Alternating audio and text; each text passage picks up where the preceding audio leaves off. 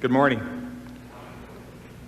General Ashcroft, colleagues, we gather this morning in the Great Hall to talk about the Department of Justice, what the Department of Justice must do to safeguard the security and freedom of our fellow citizens. Nearly 2 months ago, we experienced horrific atrocities on our soil. Since then, we have been fully engaged as a department to marshal the resources of federal law enforcement to counter and thwart the individuals and organizations that mean to harm us. And it has been an awesome activity to behold. And no one has labored more mightily in this great effort than Attorney General John Ashcroft. From the beginning of this crisis, he has devoted himself to pursuing every avenue to maximize the Department of Justice's contribution to our nation's security. For several weeks after the attacks on September 11th, General Ashcroft operated exclusively out of the FBI's Strategic Information and Operations Center, or SIOC as it is called, where he could monitor developments more closely and provide more immediate direction to our responsibility and to our responses. Although he now operates again from his office at Main Justice, I can assure you that his dedication to overseeing the department's response to this national challenge has been relentless. Under General Ashcroft's leadership, we have established a new paradigm for the role of law enforcement and the mission of the Department of Justice that takes proper account of the unique and deadly threats that confront our nation. I am proud to serve alongside him, and I'm privileged to introduce him to you, my colleagues, this morning. General Ashcroft. Thank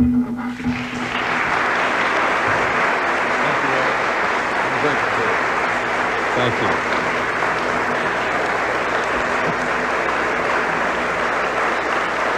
Thank you very much. Thank you. Thank you.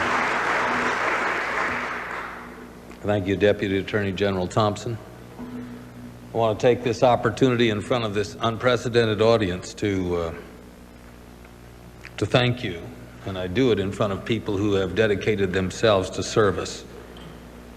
Your own dedicated and selfless service to the nation is mirrored in the lives of these with whom we meet today, and I'm grateful for it. Your heritage of justice involvement, spanning several decades now, is a model which I will seek to follow. You've been a courageous leader of this department, faithful servant to the President of the United States, and a dogged advocate of justice. We're all grateful for your effort. Thank you.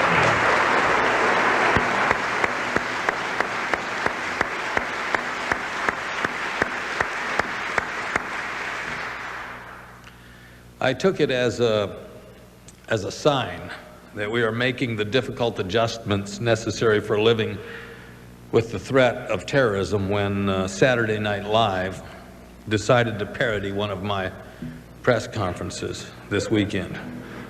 I don't know if you saw it or not. I didn't.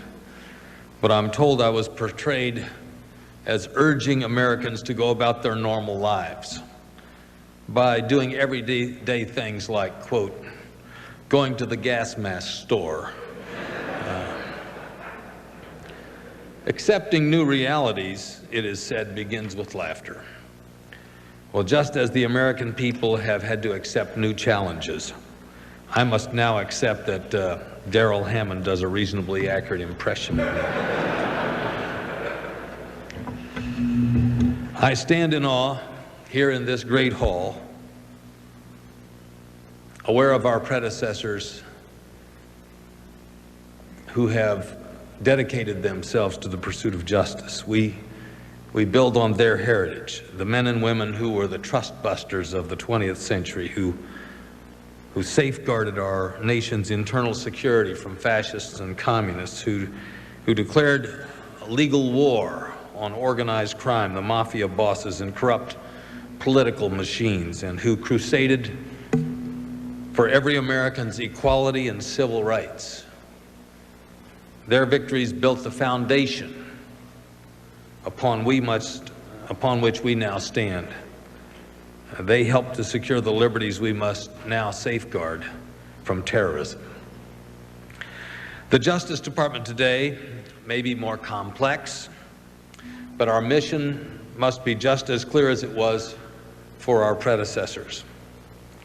On Sunday, it will be 2 months since the President's words, in his words, the nation was awakened to danger and called to defend freedom by a terrorist assault on our homeland. The attacks of September 11th have redefined the mission of the Department of Justice. Defending our nation and defending the citizens of America against terrorist attacks is now our first and overriding priority. To fulfill this mission, we are devoting all the resources necessary to eliminate terrorist networks, to prevent terrorist attacks, and to bring to justice those who kill Americans in the name of murderous ideologies. We are engaged in an aggressive arrest and detention campaign of lawbreakers with a single objective: to get terrorists off the street before they can harm more Americans. We have modeled our tactics after a previous Justice Department fighting a different threat in this same nation. The Justice Department of Robert F. Kennedy, it was said, would arrest a mobster for spitting on the sidewalk if it would help in the fight against organized crime. In the war on terror, it is the policy of this Department of Justice to be equally aggressive in protecting Americans. We will arrest and detain any suspected terrorist who has violated our laws. Suspects without links to terrorism or who are not guilty of violations of the law will not be detained. But terrorists who are in violation of the law will be convicted. In some cases, they'll be deported. In all cases, they'll be prevented from doing further harm to Americans. In the Department of Justice's fight against terrorism, the American people have been our valued and trusted and indispensable ally. Our partners in state and law enforcement have been our eyes and ears and muscle on the ground. For 2 months, America has been subjected to constant terrorist threats based on credible intelligence. 2 periods of extremely high threat have passed. For 2 months, we've endured the videotaped tauntings of Osama bin Laden. For 2 months, Americans have had their lives disrupted, and law enforcement has had to work overtime, to say the least. Through dozens of warnings to law enforcement, a deliberate campaign of terrorist disruption, tighter security, and potential targets, tighter security around potential targets, and over 1,000 arrests and detention. This has only made America stronger. It has inspired us. It has united us. We now know that we can and will prevail. We cannot know with certainty what acts of terrorism our combined efforts have thwarted or prevented. But we have trusted the American people to act responsibly in the face of threats. And thanks to their patience and to their vigilance, we know this: we have not suffered another major terrorist attack. The home front has witnessed the opening battle in the war against terrorism, and America has emerged victorious. The opening battle has passed, but the war ahead will be long. The weeks, the months, and years to come will impose additional burdens and will call for additional sacrifice. Just as our servicemen and women are risking their lives to battle the enemy overseas, it falls to the men and women of justice and law enforcement to lead America in the battle against the enemy at home. The war on terrorism has required adjustments by the American people, and so too we must adjust. Our new mission requires a new way of doing business. When terrorism threatens our future, we cannot afford to live in the past. We must focus on our core mission and responsibilities, understanding that the department will not be all things to all people.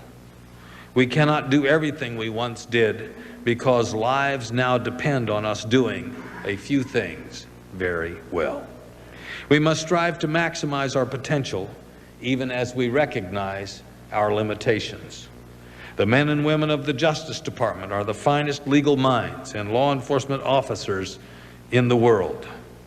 But we cannot win this battle alone. We must forge new relationships of cooperation and trust with our partners in state and local law enforcement. Bureaucratic turf battles must cease when terrorists threaten the very ground beneath our feet. Today, I am announcing a wartime reorganization and mobilization of the nation's justice and law enforcement resources to meet the mission of the Department of Justice. The Department of Justice's strategic plan for fiscal years 2001 to 2006 is a carefully crafted blueprint for the comprehensive reorganization of the department to meet our new anti-terrorism mission. It is the product of close consultation with the Deputy Attorney General, whom I have asked to lead this effort. I have asked him to lead it with the assistance of the Strategic Management Council. This afternoon, I will discuss with the Strategic Management Council how we will develop necessary measures necessary to accomplish this plan's goals. I will submit this new strategic plan to Congress today. The plan being announced today contains 10 new initiatives for the systematic reform and restructuring of the Department of Justice. It is a blueprint for change. It is also a call to you, the men and women of the Justice Department, to embrace fully our new mission, that we would together commit ourselves to rebuilding and remaking the department, to rededicate ourselves to the highest and most noble form of public service, the preservation of American lives and liberty. The reforms and restructuring we must undertake in the next 5 years are designed first and foremost to sharpen the capacity of the Department of Justice to act deliberately and decisively in support of our mission. Our first initiative is the elimination of waste and the retargeting of resources to fight against terrorism. In today's Justice Department, multiple agencies perform similar functions. Within 6 months, we must have in place a detailed plan to streamline, eliminate, or consolidate duplicative functions. We should not expect our budgets to give us limitless resources. We must protect Americans regardless of the level of the resources provided by OMB and Congress. We should take responsibility ourselves to find ways to get our jobs done. Second, we will refocus our resources on frontline positions. The war on terrorism will not be fought in Washington, but in the field by agents, prosecutors, investigators, and analysts. Our long-term goal is to transfer 10% of the current headquarters-based positions to the field, to field offices where citizens are served and where America is protected. Our restructuring initiatives are demanding and they're service-oriented. The third point of our plan challenges us to hold each other accountable. Performance should be measured by outcomes and results, not by inputs. Fourth, we must attract a diverse, high-quality workforce to the department and train ourselves to be the best trained and best and most talented workforce in the world. Fifth, we must develop a seamless relationship with state and local law enforcement agencies. Sixth, we must have information technology from this decade, not from several generations ago, so that we can share intelligence and have the interoperability that a coordinated response to terrorism demands. Major city police departments are better equipped today than is the Justice Department. Finally, the remaining points of our strategic plan mandate fundamental change in several of the most critical components of American justice and law enforcement. starting with the organization that is at the center of our counterterrorism effort, the Federal Bureau of Investigation.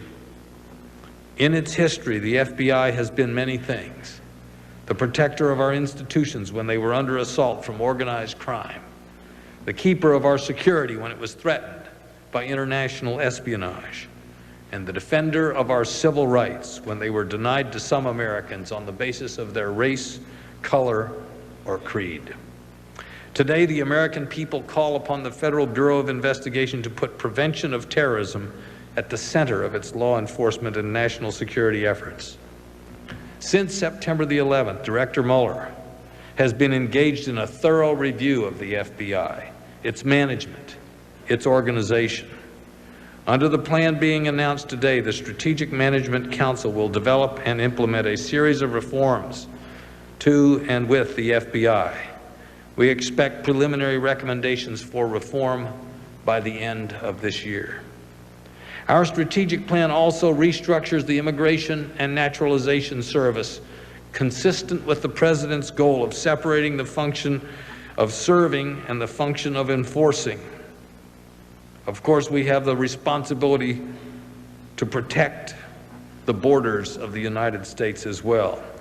Commissioner Ziegler has already launched substantial effort, devoted significant resources to the development of a strategy of reforming the INS, and I expect that plan soon to be unveiled. As a nation of immigrants, the United States will continue to welcome America's friends, but we will not allow our welcome to be abused by America's enemies. In the war on terrorism, the restructured Immigration and Naturalization Service will focus on preventing aliens who engage in or support terrorist activity from entering our country. It will lead the campaign to detain, prosecute, or deport terrorist aliens who are already inside the nation's borders. In either case, the Department of Justice will not allow terrorists to use our hospitality as a weapon against the American people. The Department's Office of Justice Programs and Grant Management System also will be fundamentally restructured to meet our new anti-terrorism mission. I will submit a plan for restructuring our grant programs to Congress within a month. Not only will we make our grant process more efficient, more accountable, we will target our resources to maximize the public benefit. State and local law enforcement, victims groups, and others on the front lines in the war against terrorism will have improved access to services and information from this Justice Department. And while we tackle the institutional barriers to the realization of our anti-terrorism mission, we will address the legal and cultural barriers as well.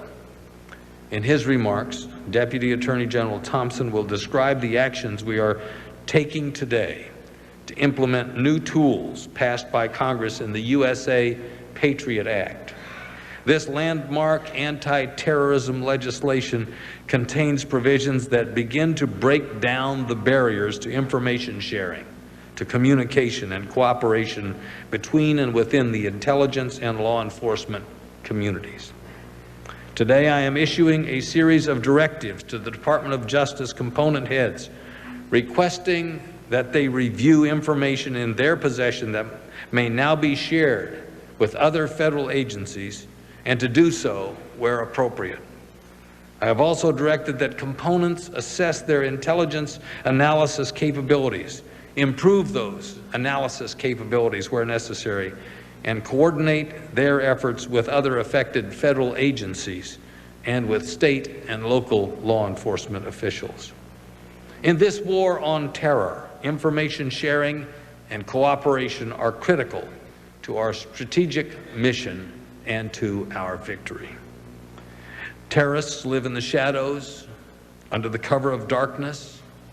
In order to identify, capture, to incapacitate them, law enforcement investigators and intelligence agents must be able to work cooperatively.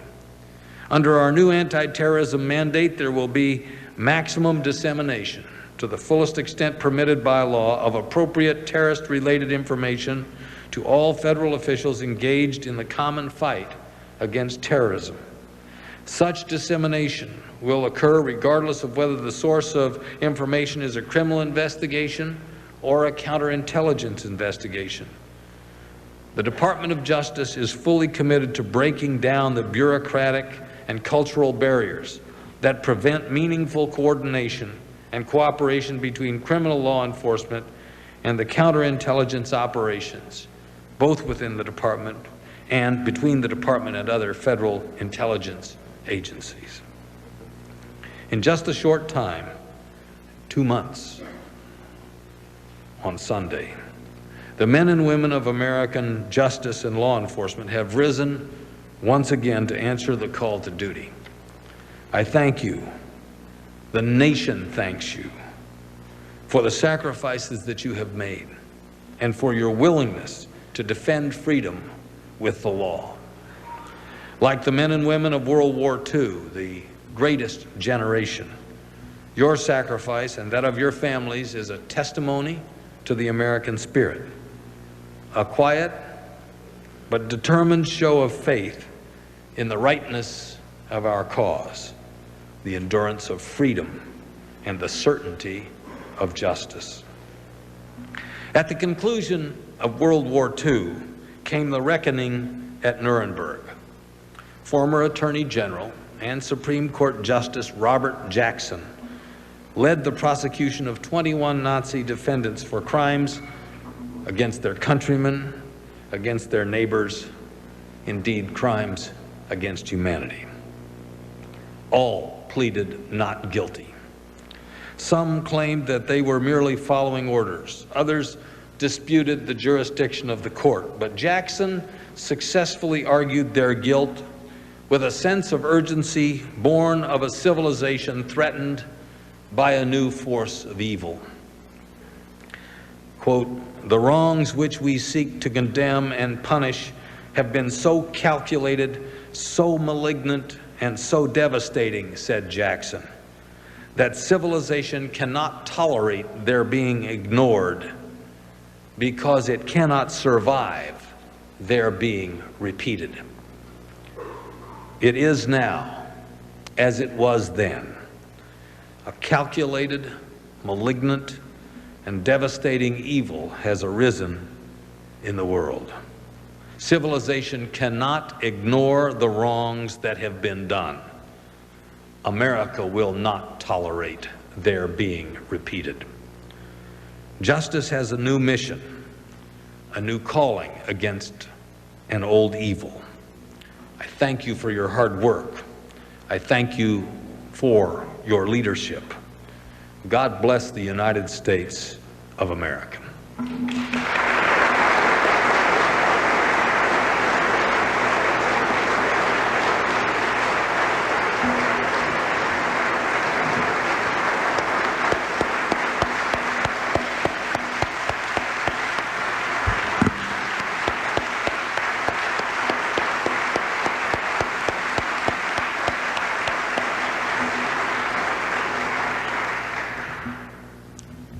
Thank you, General Ashcroft.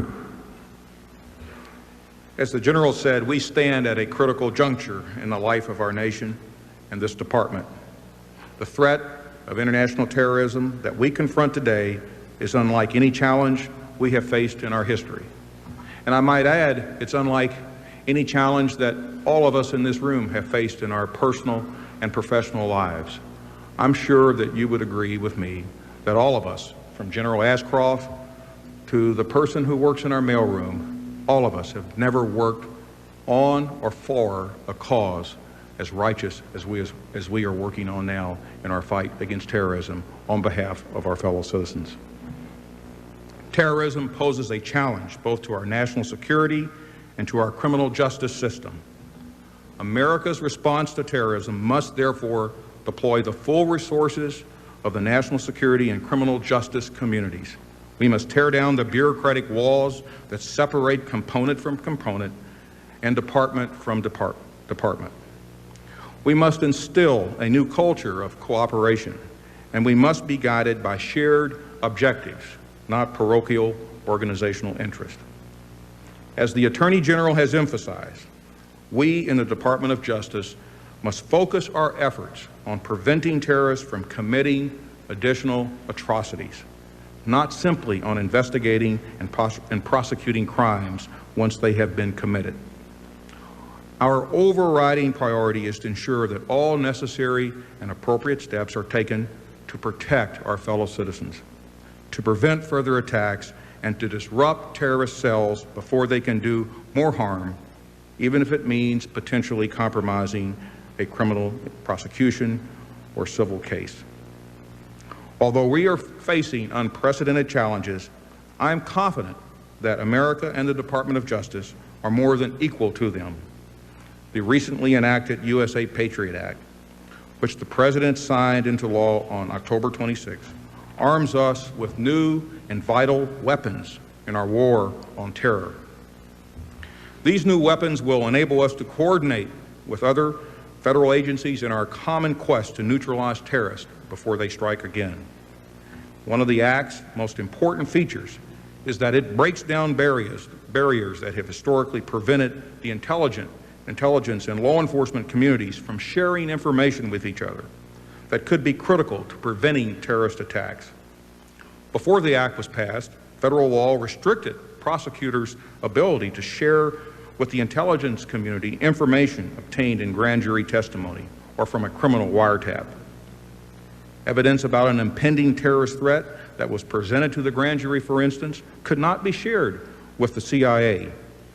In situations where additional time spent identifying and tracking down terrorists could cost people's lives, this limitation was a significant obstacle to preventing future terrorist attacks. Under the new law enforcement officers may now share grand jury and wiretap information regarding foreign intelligence with a wide range of federal personnel, including U.S. immigration authorities and members of the intelligence and national defense communities. Even before the U.S. Patriot Act's new authorities became available, the Justice Department took strong steps to facilitate the sharing of information among governmental agencies. Days after the September 11 attacks, the Attorney General instructed all department officials, including all federal prosecutors and law enforcement agents, to share with appropriate federal, state, and local officials any information that exposes a credible threat to the safety of the American people or the national security of our country. All Department of Justice components were put on notice that the pursuit of a criminal investigation, the zeal to obtain a conviction, or the desire to protect the source should not override the need to protect the lives of our fellow citizens. In recent weeks, the President has consistently stressed that the overriding priority of our department and of the national government must be to disrupt and prevent future terrorist attacks. We have also instituted a daily summary by the FBI of significant developments in the terrorism investigation, including information developed through grand jury investigations. Since the enactment of the new law, these summaries, including any relevant grand jury and Title III wiretap information, are being distributed daily to the CIA and other relevant agencies. These new information sharing authorities will be effective, however, only if our prosecutors can identify and exploit useful national security information. Today, the Department is taking steps to ensure that law enforcement personnel are properly trained to use all the available resources in the war on terrorism, particularly those resources designed to identify and help us understand foreign intelligence and with whom to share it for prompt analysis and follow-up. The anti-terrorism coordinators in the U.S. Attorney's offices will meet for a national training session next week, which will incorporate the legislation's new information sharing powers. Now, if we are to prevail in our war on terror, it is not enough for the right hand simply to know what the left hand is doing. The right hand must also assist the left hand in accomplishing its task. The new legislation enables federal officials to cooperate in precisely that way by facilitating cooperation between law enforcement officers and intelligence officers under the Foreign Intelligence Surveillance Act. Historically, this act, the Foreign Intelligence Surveillance Act, or FISA as we call it, has unduly limited coordination between prosecutors in the Justice Department's Criminal Division and FBI investigators by restricting their ability to share information and advice with each other and to consult with each other. The USA Patriot Act eases these restrictions. For example, the Act expressly authorizes intelligence agents conducting FISA surveillance to consult with federal law enforcement officers in order to coordinate their efforts to prevent terrorist attacks. And important as this coordination is the ability of the FBI investigators to seek advice from officials and prosecutors in our criminal division in order to carry on this important prevention and disruption effort. This coordination is critical if we are to enhance the federal government's capacity to prevent terrorist attacks. In addition, the Act permits the use of FISA authorities where foreign intelligence is a significant purpose of an investigation. The previous requirement was that the intelligence be the investigation's primary purpose. This change will facilitate communication and coordination between counterintelligence and criminal investigators. The Department will not, however, use FISA for the purpose of investigating routine criminal offenses by domestic criminals. Finally, the Department has taken quick action to implement the USA Patriot Act's emphasis on preventing and disrupting terrorist acts by conducting a comprehensive review of our existing guidelines for national security and criminal investigations. These guidelines, which provide field agents with critical guidance on when and how to open investigations, were created in a bygone era of law enforcement. We are taking a fresh, hard look at these guidelines to ensure that our agents and investigators can take full advantage of the new authorities in the USA Patriot Act. For example, prior to the passage of the Act, if a foreign police official reported important information to an American intelligence official, the matter typically was opened as an intelligence investigation, and little, if any, of the information ever made its way to the criminal investigators. And if the information was first reported as a criminal investigation, this pattern was repeated with little information going to intelligence officials. The new law has largely eliminated these barriers to information sharing, and we are reassessing our guidelines accordingly. We will ensure that our guidance to our agents and investigators reflects our new priorities: a full and effective information sharing in order to prevent and disrupt terrorist activities. In closing, I want to reaffirm that the Department of Justice is committed to supporting our government's common mission in this war against terrorism. We did not seek this. We did not seek this war, but we will fight it. We will fight it with every weapon in our arsenal within the rule of law.